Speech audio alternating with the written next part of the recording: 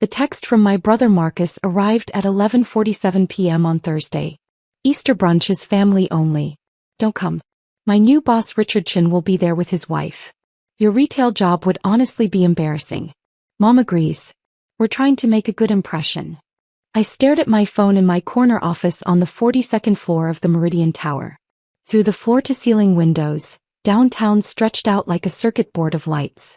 My executive assistant had left the Wall Street Journal on my desk, the one with my face on page 3. Tech's Quiet Disruptor. How Maya Torres built CloudSync into a $340 million enterprise. I replied with one word, okay. Marcus didn't know. None of them knew. For 3 years I'd let my family believe I was still working retail at the electronics store where I'd started at 19. I'd let them dismiss me, patronize me, exclude me from their social climbing. What would you do if your family was about to humiliate themselves in front of the person who could end their career? Drop a comment below. But Richard Chen wasn't just Marcus's new boss. Richard Chen was my vice president of strategic partnerships. And Monday morning at 9 a.m. he had a quarterly board meeting. At my company. With me at the head of the table. I forwarded Marcus's text to my lawyer with a simple note. Documentation. Just in case. Then I went back to reviewing Q1 projections. Growing up as the youngest of 3 kids in the Torres family meant living in the shadow of Marcus's achievements. He was the golden child, varsity captain, debate team president, early admission to Stanford Business School. Our sister Jennifer was the social star, sorority president, married to a cardiologist, 2 perfect kids in private school. Then there was me. The surprise baby, who arrived when mom was 41 and dad was 44. The one who didn't quite fit the family's upward trajectory. Maya's more practical. Mom would say at family gatherings, her tone making practical sound like simple. Not everyone is meant for corporate success. I'd started working at Tech Hub Electronics at 19, right after my first year of community college. The family treated it like a personal failure. Jennifer suggested I might find a nice man to settle down with, instead of struggling in retail. Marcus offered to get me an interview for a receptionist position at his consulting firm. Entry-level, obviously, but better than retail. What they didn't know was that Tech Hub's owner, Gerald Park, was a retired Silicon Valley engineer who saw something in me. While I sold laptops and smartphones to customers during the day, Gerald taught me about systems architecture, cloud computing, and enterprise software in the back office after closing. You've got the mind for this, he'd said one night when I debugged a complex inventory system issue. Have you ever thought about building something? I had. Constantly. By age 22 I'd taken every online course I could find. Computer science, business management, systems design. I'd saved $15,000 from my embarrassing retail job and built the first prototype of CloudSync in Gerald's basement.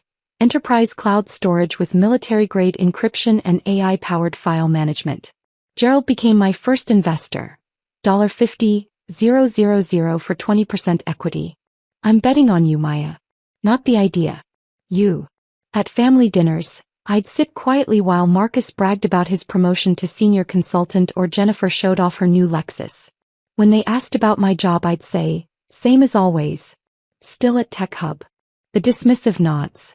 The pitying glances. The way mom would change the subject quickly as if my life was too mundane to discuss. But my life was anything but mundane. By 24, CloudSync had secured 3 Fortune 500 clients. By 26, we'd raised $12 million in series of funding.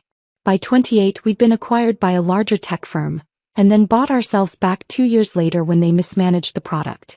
At 31 CloudSync was valued at $340 million. We had 240 employees, offices in 4 cities, and contracts with 18 of the Fortune 100. And I was still telling my family I worked retail. Why? Because the first time I'd mentioned starting a computer business, Marcus had laughed so hard he'd choked on his wine. Maya, you sell phones in a strip mall.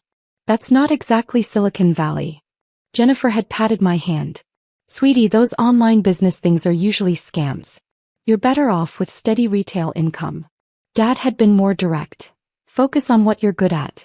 Not everyone can be an entrepreneur. So I'd stop telling them. I'd stop trying to prove myself. I'd let them underestimate me while I built an empire they couldn't comprehend. The only family member who knew was Abuela Rosa, my grandmother, who'd passed away 2 years ago at 94. She'd been at my Series B funding celebration, tiny and fierce in her purple dress, squeezing my hand. "Let them think you're pequeña," she'd whispered in Spanish. "Small. Then show them you're gigante when it matters." I'd kept my promise to her. I'd stayed small. Invisible. The family disappointment. Until Richard Chen accepted my offer to become VP of Strategic Partnerships 6 months ago. Richard was brilliant. Stanford MBA, former McKinsey consultant, incredible network in enterprise sales. I'd recruited him away from a competitor with a $450,000 salary, full benefits and equity options that would be worth millions when we went public. During his interview, Richard had mentioned his wife's Easter brunch tradition. "Big family thing. My wife Sarah loves hosting.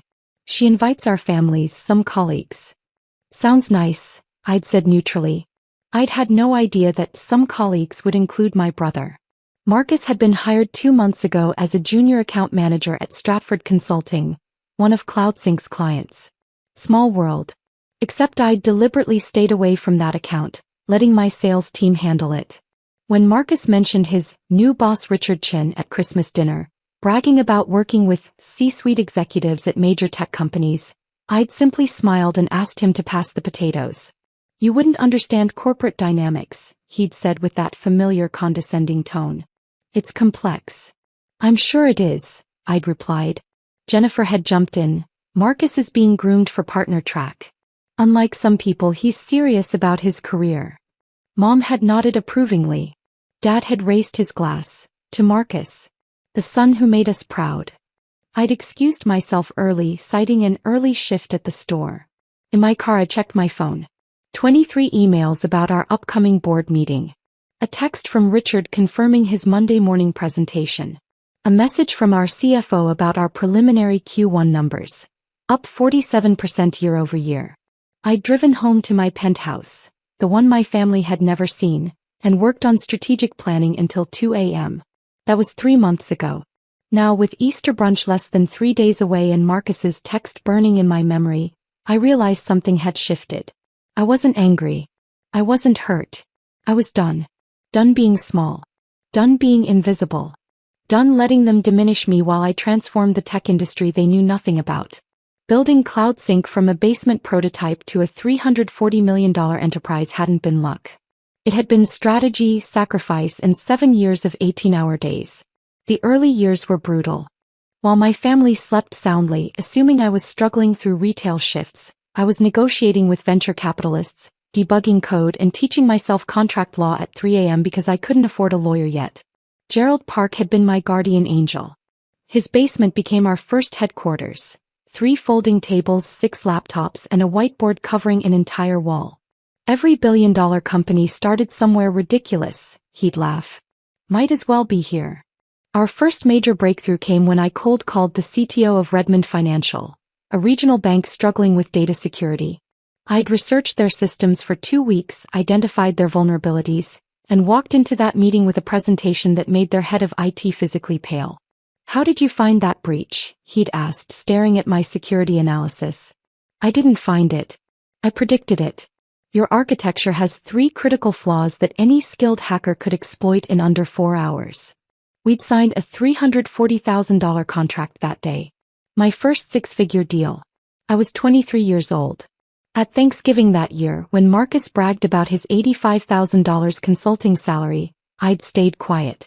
My company had just grossed $1.2 million. The growth was exponential.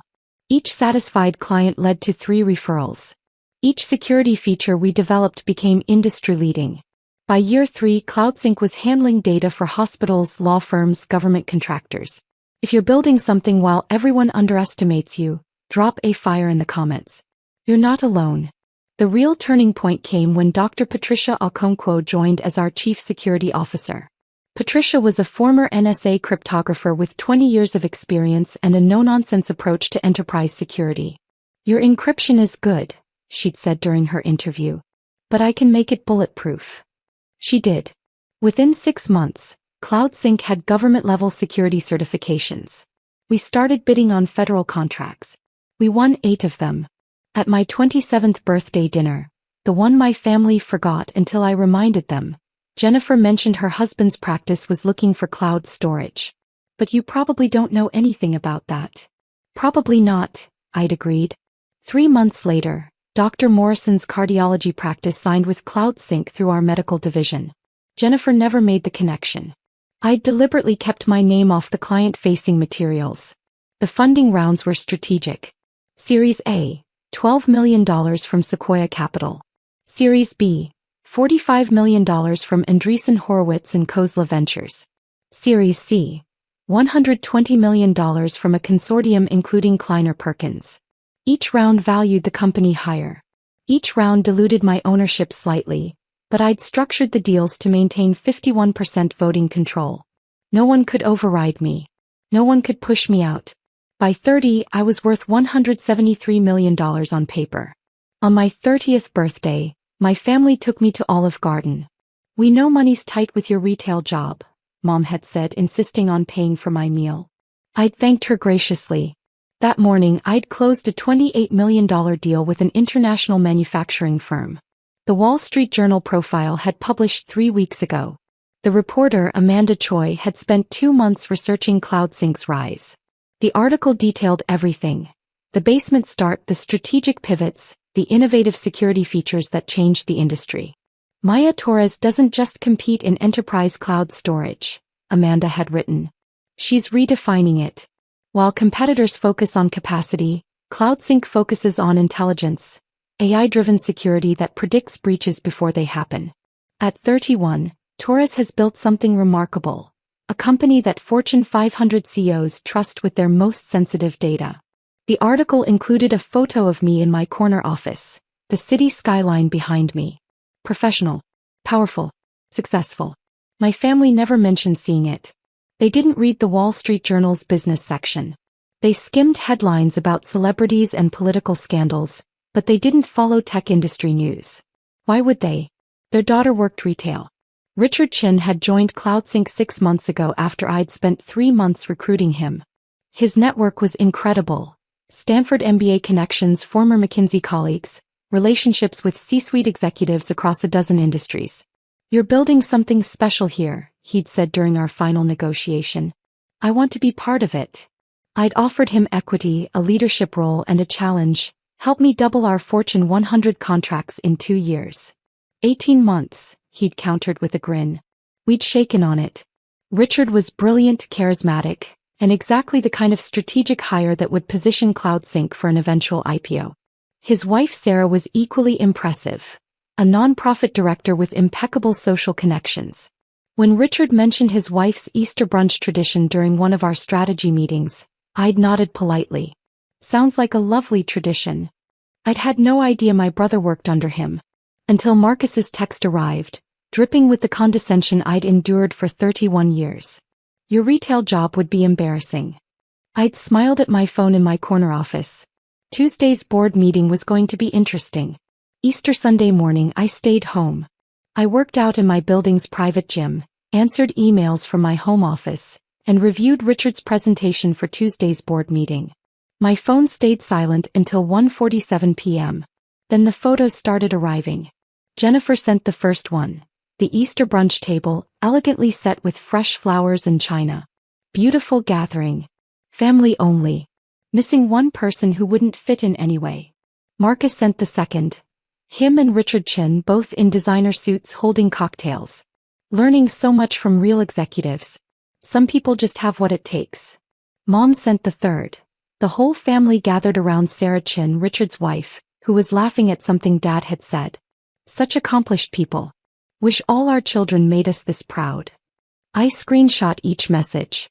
Forwarded them to my lawyer.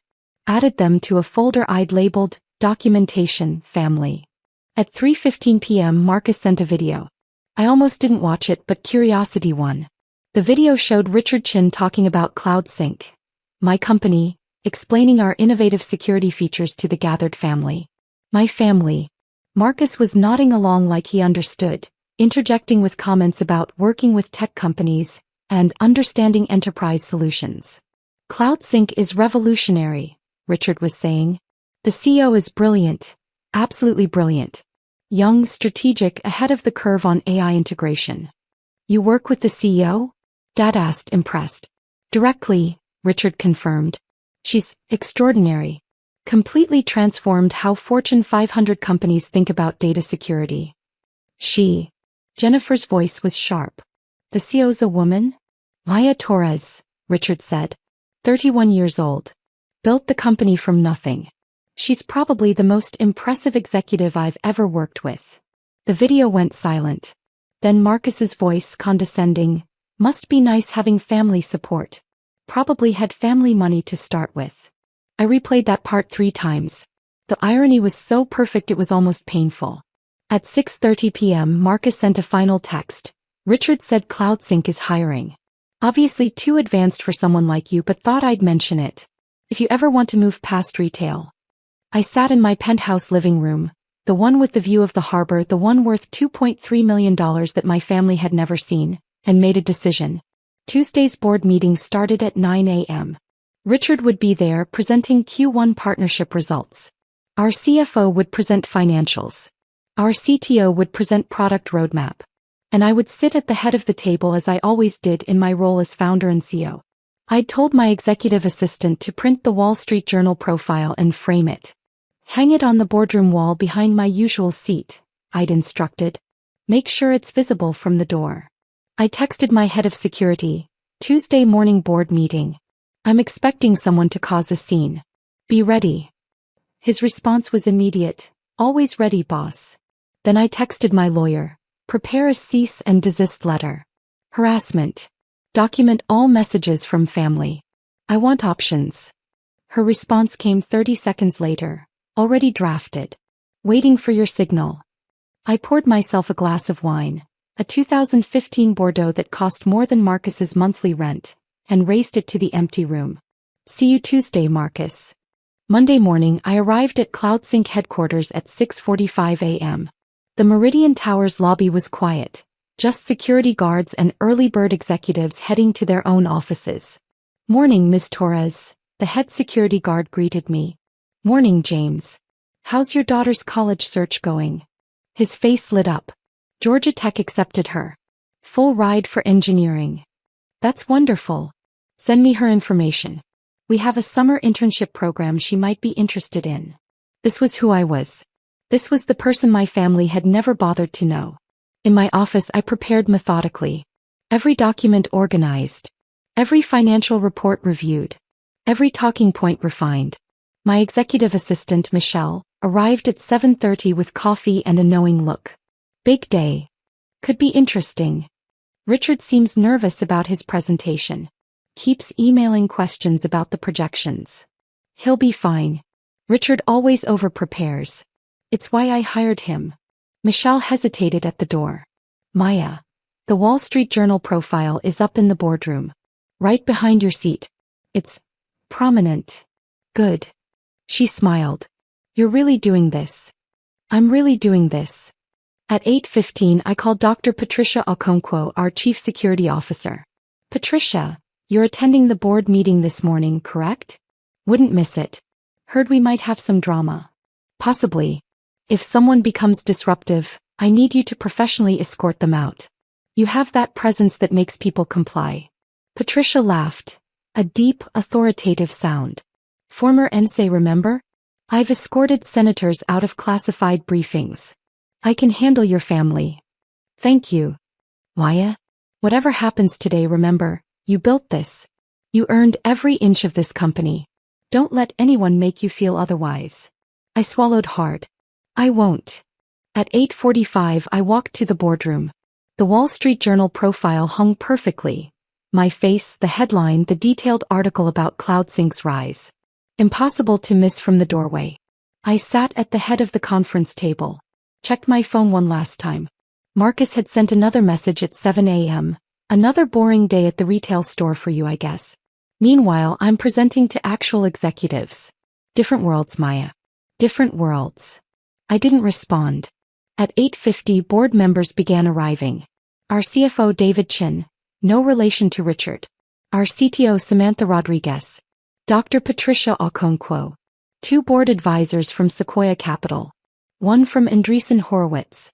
Drop a comment if you've ever prepared for the moment when someone who underestimated you finally sees the truth.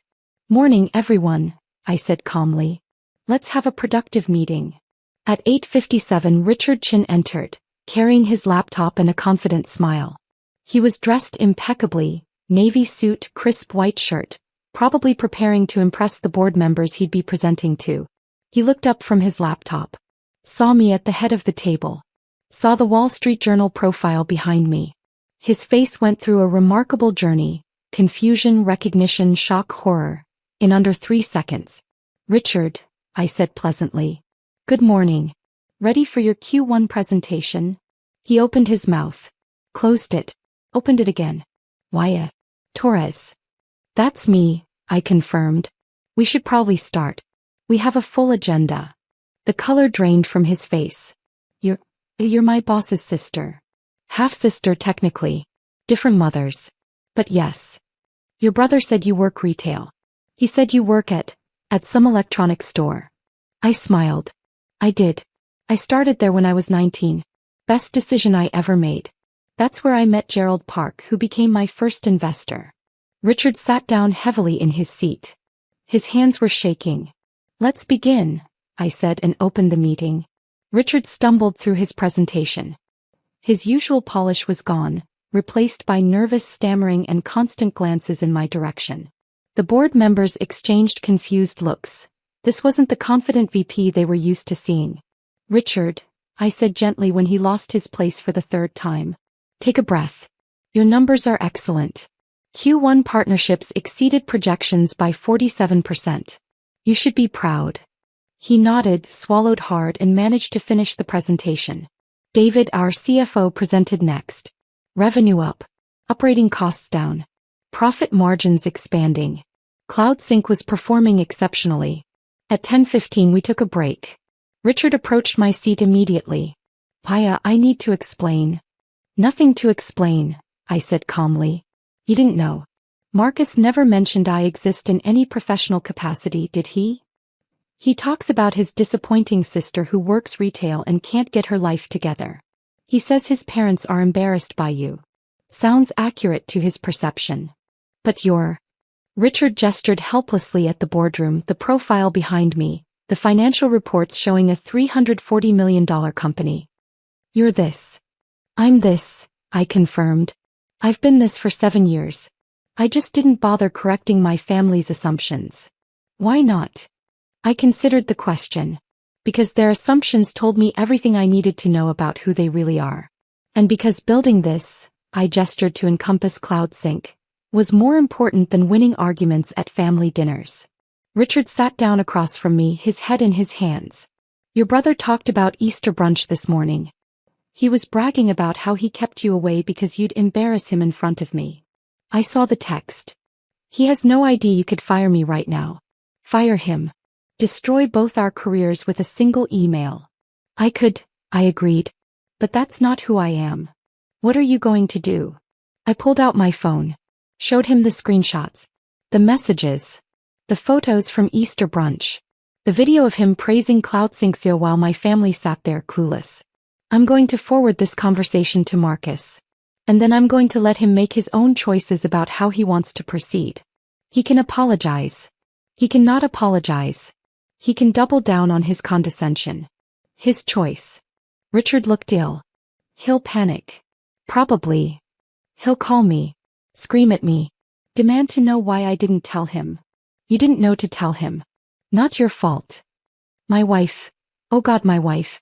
Sarah invited your whole family to Easter brunch. She was so excited to meet Marcus's accomplished parents and sister. She kept asking me why you weren't there. What did you tell her? That you must be busy. I assumed. I thought maybe there was family tension I shouldn't ask about. Smart instinct. At 10:25 we reconvened. The rest of the meeting proceeded smoothly. Product roadmap approved. Budget allocations finalized. Q2 projections reviewed. At 11:47 I adjourned the meeting. Richard lingered as the others left. Maya, I'm sorry. For everything. For not knowing. For being part of whatever your family did to you on Easter. You were a guest at a brunch. You didn't do anything wrong. What happens now? I pulled up Marcus's number. Started typing. Hi Marcus. This is Maya. I work retail. Remember? Just wanted to let you know I met your boss Richard Chen this morning. Great guy. Very professional. We had a really productive board meeting at CloudSync. You know CloudSync, that tech company Richard works for? The one he was telling everyone about at Easter brunch? The one with the brilliant CEO he admires so much. I paused, watching Richard's face pale further. That's my company, Marcus. I'm the CEO. I founded it 7 years ago while you were dismissing me at family dinners. I built it to $340 million while you were suggesting I find a nice man to settle down with. I'm Richard's boss. I control his career. I control the contracts your consulting firm desperately wants to maintain with us. Another pause. Your Easter text suggested I'd be embarrassing. You were right. But the embarrassment isn't mine. Talk soon. I showed the message to Richard. Too harsh. Too harsh. Why, it's perfect. It's controlled. Factual. Devastating. I pressed send. The response came in 42 seconds. My phone exploded with calls. Marcus. Marcus. Marcus. Jennifer. Marcus. Dead. Marcus. I declined every call. Then the text started. Marcus, this is a joke. Marcus, you're lying. Marcus, Richard, call me right now. Jennifer, what is Marcus screaming about? Mom, Maya, what did you do to your brother? Marcus, you can't be a C. Marcus, Richard said it's true. Marcus, how is this possible? Dad, we need to talk immediately. Marcus, you let us think you were nothing. I turned to Richard. Would you like to call him? Confirm that yes, I am actually your boss. Richard pulled out his phone slowly. This feels cruel. Does it? More cruel than texting your sister to skip Easter because her job is too low class. He dialed Marcus. I could hear my brother's voice through the speaker, high-pitched and panicked. Richard. Tell me this is a misunderstanding. Tell me Maya isn't actually. She's my boss, Marcus. She's been my boss for 6 months. She founded CloudSync. She's the CEO the Wall Street Journal profiled. She's worth over $100 million. And you told her not to come to Easter because she'd embarrass you. Silence on the other end. Then, you work for my sister? I work for one of the most brilliant executives in tech. Who happens to be your sister? Yes. Why didn't you tell me? Because you never asked. You talked about your disappointing sister in retail. You never mentioned her name. I had no way to know you were talking about Maya Torres, my CEO. I need to fix this. That's between you and her. Richard hung up. Looked at me with something like awe. You're enjoying this. I'm not enjoying it. I'm ending it. There's a difference. My phone rang again. Marcus. I answered on speaker. Maya, please. Let me explain. Nothing to explain. You told me not to come to Easter. I didn't come. You told me I'd be embarrassing. You were protecting your reputation. I respect that. I didn't know. You didn't know because you never asked. In 7 years of building this company, you never once asked me a real question about my life. None of you did. You thought I was nothing. You thought I was beneath you. You thought retail was the ceiling of my ambition. I paused. You were wrong. What happens now? To my job? Richard's your VP and I work on his team and our firm has contracts with CloudSync. Your job is fine. Richard's job is fine. Your firm's contracts are fine. I don't punish people professionally for personal issues. That's not how I run my company. The relief in his voice was palpable. Thank you. But Marcus, we're done. Personally. No more family dinners where I'm the disappointment. No more dismissive texts. No more exclusions because I don't meet your standards. We're professional contacts now. Nothing more. Maya, you're my sister. I'm your sister who you told to skip Easter. Who you called embarrassing. Who you've dismissed for a decade while I built an empire. I'm done being small for your comfort. Silence. Then quietly, I'm sorry. I know you are.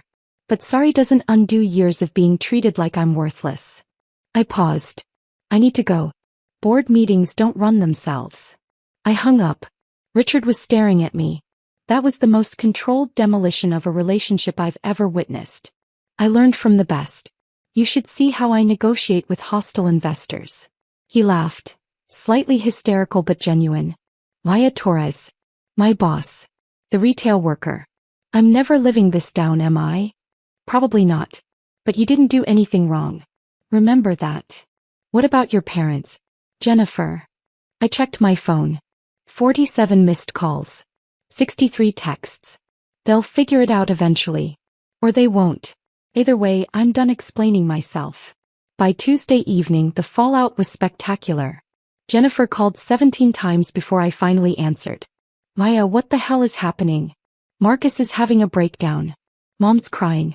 Dad's demanding we all come to dinner to fix this. Fix what exactly? This situation. You being some kind of secret CEO. Making Marcus look like an idiot. I didn't make Marcus look like anything. He sent me a text telling me not to come to Easter because my retail job was too embarrassing. That was his choice. You let us think you were struggling. I let you think whatever you wanted to think. You never asked. None of you ever asked real questions about my life. Because you worked at Tech Hub. You said you worked at Tech Hub. I do work at Tech Hub. Gerald Park, the owner, is on my advisory board.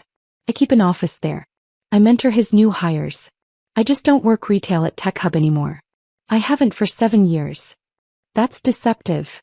Is it? Or is it strategic privacy from a family that spent a decade making me feel worthless? Jennifer went quiet. Then, we never made you feel worthless. Jennifer, you suggested I find a nice man to settle down with, because retail wasn't a real career. Mom forgot my birthday 3 years in a row. Marcus has called me a disappointment to my face at least a dozen times. Dad toasted the son who made us proud, while I was sitting right there. We were trying to motivate you. You were trying to dismiss me. There's a difference. If you've ever been underestimated by the people who should have believed in you first, drop a red heart below. She hung up. Mom texted at 8:47 p.m. Family dinner Sunday. You will be there. We need to discuss this. I replied, I'm unavailable. Mom, this is not a request. I'm 31 years old. I run a $340 million company. I don't take orders from you anymore. Mom, how dare you speak to me that way? How dare you treat me like a disappointment for a decade while I was changing an industry? She didn't respond. Dad tried a different approach. He called from his office Wednesday morning. Professional. Measured. Maya, I've been thinking about everything. Perhaps we were hasty in our judgment of your career path. Perhaps. I kept my voice neutral. You've clearly been successful. More successful than we realized. We'd like to reconnect. Properly acknowledge your achievements. Why now, Dad? Because you're our daughter. Because family matters. Family mattered when you forgot my birthday. Family mattered when you excluded me from Easter. Family mattered when Marcus told me I was too embarrassing to be around his boss. Where was family matters then? We made mistakes. You made choices. Conscious choices to diminish me. To exclude me. To treat me like I was beneath you. What do you want from us? I considered the question. Nothing. I don't want anything from you anymore. I stopped waiting for your approval when I signed my first major contract. I stopped needing your validation when Forbes featured me in their 30 under 30 list. I'm done. Maya. We can be cordial at eventual family events. Professional. Distant. But we're not going back to how things were. Because how things were almost destroyed me. I hung up before he could respond. 3 months passed. CloudSync's Q2 numbers exceeded projections by 62%. We signed 8 new Fortune 500 contracts. Richard Chen's partnerships division became the fastest growing segment of the company. Richard and I never discussed Marcus again. But Sarah Chen, Richard's wife, sent me a handwritten note. Maya, Richard told me everything. I'm horrified by how your family treated you. I'm even more amazed by what you've built. If you ever want to come to brunch, the real kind where everyone actually respects each other, you're always welcome. Sarah. I framed that note. Hung it in my office next to the Wall Street Journal profile. Marcus sent an email in late June. Maya, I've spent 3 months thinking about everything. I was wrong. Not just about Easter but about everything. I spent your whole life treating you like you were less than me. Like success meant climbing the ladder I was climbing. I never bothered to look around and see you were building your own ladder. One that went much higher than mine ever could. I don't expect forgiveness. I don't expect us to be close. But I wanted you to know, I'm proud of you. I'm in awe of what you've built. And I'm ashamed it took me 31 years and a massive public humiliation to see it. If you ever want to grab coffee, I'm buying. If you never want to see me again, I understand that too. Marcus. I read it 3 times. Forwarded it to my therapist. What do you think? Her response, what do you think? I thought about Abuela Rosa. About her advice to stay pequeña until it mattered. About her pride in my success. Pride that never wavered, never conditioned on anything except me being me. I thought about Gerald Park, who'd seen potential in a 19-year-old retail worker and invested his money and time into helping me become who I was always meant to be. I thought about the 240 employees at CloudSync who depended on me, who trusted me, who built their careers on the foundation I'd created. And I thought about Marcus's text, your retail job would be embarrassing. I replied to his email. Marcus, I appreciate your email. I believe you're sincere. But rebuilding trust takes time. Years of dismissal don't get erased by one apology. If you're serious about understanding what you did, start here. Therapy. Real therapy. Work through why you needed to diminish me to feel successful. Work through why our parents' approval mattered more than basic human decency toward your sister. If you do that work, actually do it, not just talk about it, we can grab coffee in a year. Maybe 2. Until then, be good at your job. Be kind to the people who report to you. And remember, the person you're dismissing today might be your boss tomorrow. Why? He didn't respond immediately. Good. Meant he was thinking. On the anniversary of that Easter text, 1 year later, I hosted my own brunch. Gerald Park, Patricia Okonkwo, Richard and Sarah Chen, Michelle, my executive assistant, the Sequoia Capital partners who'd believed in me early, 20 people who'd seen my potential before I'd proven it, 20 people who'd invested in me, financially, emotionally, professionally, when I was still just someone with an idea and determination. We raised glasses in my penthouse dining room. The harbor stretched beyond the windows. CloudSync's latest valuation, $6.80, had been announced that morning. To the people who believed, I said. To the people who built, Gerald Park added. To Maya, Patricia declared. Who proved that the best revenge is living well. We drank. We laughed. We celebrated not just success but the journey that made success meaningful. My phone buzzed. A text from Marcus. Therapy appointment scheduled. This is harder than I expected. Thank you for pushing me toward it. I smiled. Typed back. Proud of you for trying. Maybe someday we'd have that coffee.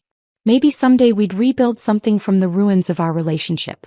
But today I had everything I needed. If this story resonated with you, drop a comment about a time when someone who underestimated you finally saw your true worth. Your story matters.